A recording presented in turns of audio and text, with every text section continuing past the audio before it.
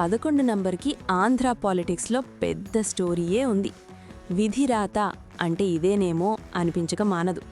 రాష్ట్ర ప్రభుత్వం నియోజకవర్గం ర్యాంకులిచ్చిన 1వ నంబర్ గురించి మాట్లాడట్లేదు. 11 నంబర్ వచ్చిన రామచంద్రపురం నియోజకవర్గం సుభాష్ గారు అంటే స్టేట్లో చర్చ అయిపోయింది ప్రస్తుతం. దానికి కారణముంది.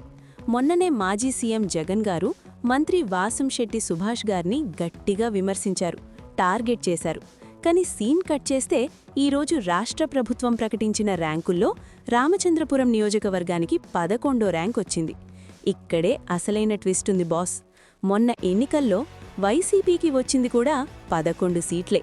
జగన్ గారు విమర్శిస్తే సుభాష్ గారు మాత్రం తన పని తాను చేసుకుంటూ సైలెంట్గా 11వ ర్యాంక్ కొట్టేశారు.